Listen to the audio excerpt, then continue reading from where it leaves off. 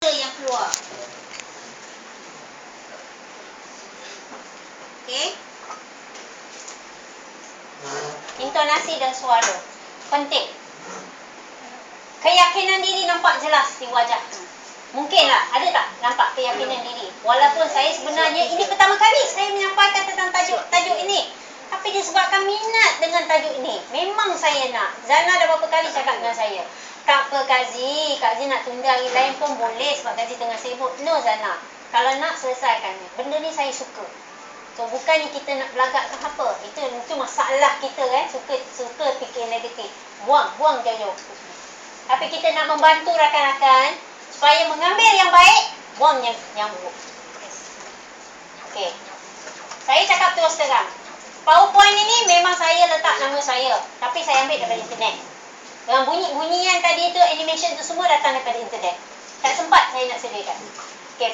Tujuan mengadakan pengucapan awam ialah menjelaskan kepada peserta tentang maksud pengucapan awam, beri kesedaran penting pengucapan awam, beri kefahaman tentang teknik-teknik. Okay, kita belajar cara-cara nak bercakap. Kaedah komunikasi antara individu pada kumpulan, bertujuan sampaikan sesuatu maksud ataupun message. Cikgu ada dengar tak saya sebut tak ada. So yakin dengan apa kita cakap, walaupun sebenarnya dalam kepala ni, at the back of my mind ni berputar-putar ayat apa benda lepas ni nak cakap kan. Tapi kita yakin.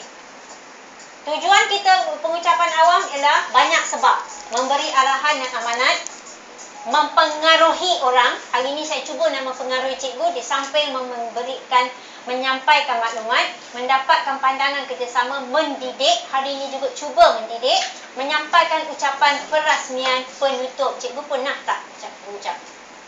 Okay, saya pun memang selalulah kena berucap. Jadi keyakinan diri kena ada. Walau bagaimanapun stage fright, orang selalu cakap stage fright. Sebelum nak start macam hari ni, so many butterflies in my stomach. Memang mula, bila dah dapat mic, hilang semuanya. Menjadi pengacara majlis penting sebab kita kawal audience. Okey, apa yang dimaksudkan dengan the power of speech? Okey, dalam menyampaikan speech, yang kita kena perhatikan ialah posture kita.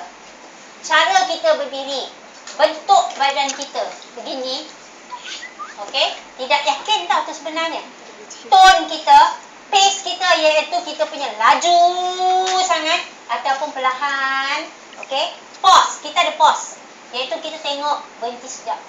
Okey, mumbling, waffle, accents, forward, punctuation. Ini semua saya akan jelaskan selepas ni. Okey, pernah tak? Cikgu pernah tak dengar suara cikgu sendiri dalam pita rakaman? Tak pernah. Bila dah dengar tu cikgu suka tak? Tak suka. Ada yang suka? Kita bukan dengar, merdu suara aku. Bukan itu. Tetapi, adakah berkeyakinan suara kita dalam tu ya? Jika ya, anda adalah kumpulan minoriti. Anda suka, tapi anda adalah community. Kerana ramai yang tak suka. Dia tak suka dengan suara dia sendiri. Okey? Dengan mendengar dalam pita suara, tapi tidak mahu melakukan sesuatu untuk memperbaikinya. You have to do something about it. Okay, you don't like your voice, you have to do something about it. Cikgu suka nyanyi tak? Cikgu suka karaoke? Saya suka nyanyi. Saya juga guru muzik. Saya suka sangat nyanyi. Tapi ianya yang memberi juga keyakinan diri. Hantam sajalah. Okay. Ada yang beranggapan bahawa suara adalah bahasa badan kita. Tidak banyak yang boleh dilakukan untuk mengubahnya. Pandangan ini adalah salah melemahkan. Okay, bahasa badan. Tak boleh. You cannot do anything. Oh, dah memang macam tu. Bila kita letak sesuatu itu sebagai dah memang macam tu, habislah. Okay. Jika kita ada sesuatu yang nak dikatakan, cakap dengan kuat. Okay, supaya mesej itu dengar. Banyak ucapan yang teruk datang dari perasaan rendah diri. Macam saya cakap tadi. Kita baru nak cakap, ada benda nak cakap, tapi rendah diri kita telah menghalang kita daripada cakap. Ketika bercakap, macam ada dengar suara kat belakang yang akan mengatakan, apalah dia ni cakap. Macam sekarang ni saya cakap ni apalah ni saya fikir, apalah cikgu cakap macam tu, tak kisahlah. Mungkin usia juga mempengaruhi. Tetapi ada orang yang dah berusia pun tak yakin-yakin dengan diri dia sendiri juga. Sebab tidak ada kebiasaan nak buatnya tu. Okay, apa kita akan fikir kalau cikgu berdiri di hadapan ibu bapa, Cikgu nak bercakap, cikgu tak bersedia, memang habislah. Audience ni ada banyak jenis. Lepas ni kita akan bingkilkan. Cikgu cakap mesti ada fakta. Mesti ada fakta dan berkeyakinan. Pandang penonton tu. Apa yang cikgu cakap. Pandang bukan pandang satu je. Pandang semua yang ada tu.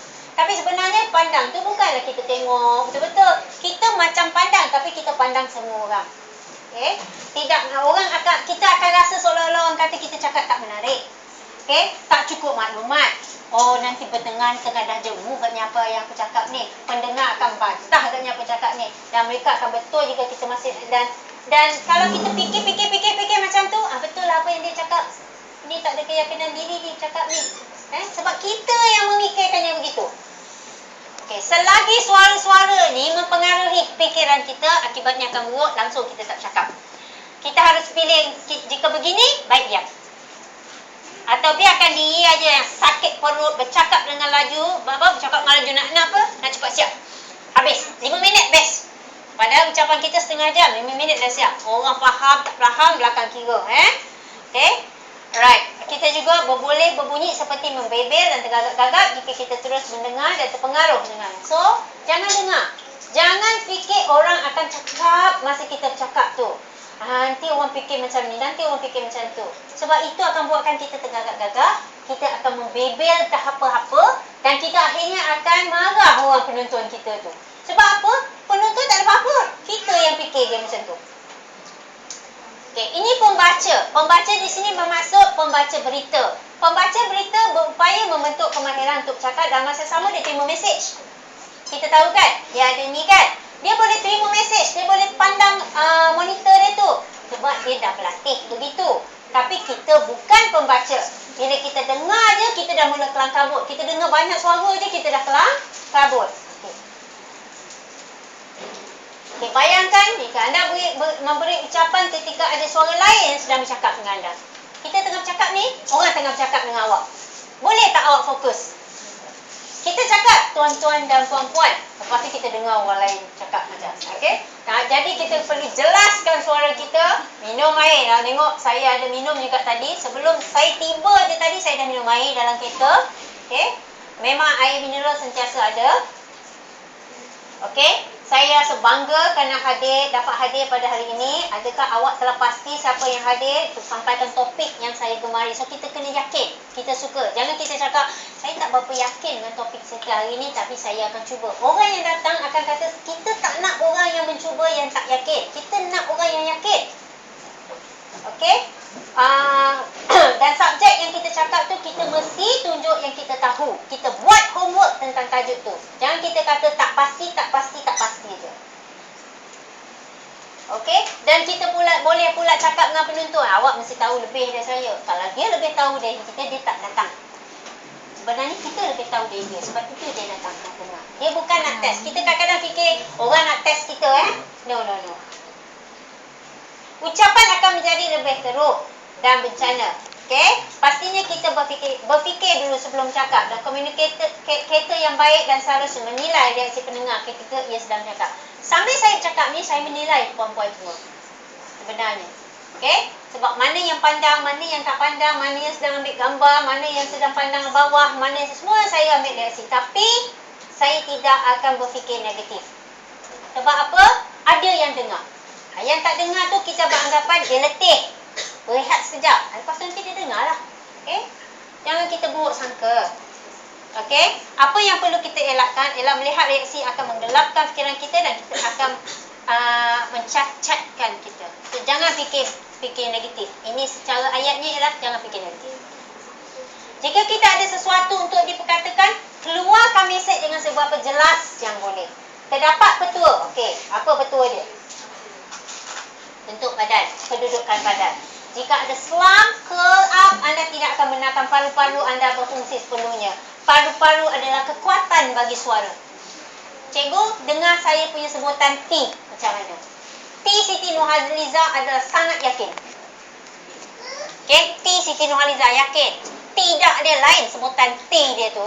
Berbanding dengan T yang penyanyi siapa? Ajai Ajai, Sheila Majid, semua penyanyi dia. Tidak. Mana kita ada cakap tidak? Saya tidak hendak. Kita Siti yakin sebutan itu. Alright? So,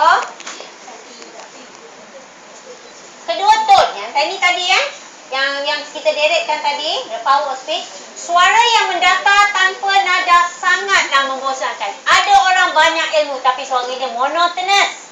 Disampaikan dia tak ada tinggi naik, turun naik, turun naik. Merupakan satu halangan, bosan orang dengar. Walaupun banyak ilmu. Perbaiki nada suara anda. Dengar sendiri suara anda ketika bercakap dan lihat setakat mana nada yang perlu. Kadang-kadang kita tinggi